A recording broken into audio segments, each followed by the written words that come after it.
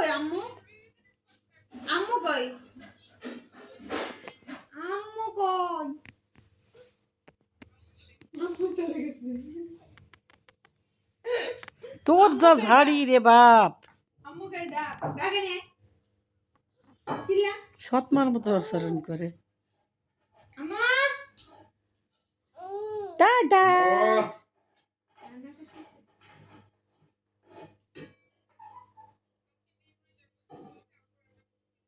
কি রান্না করছিল?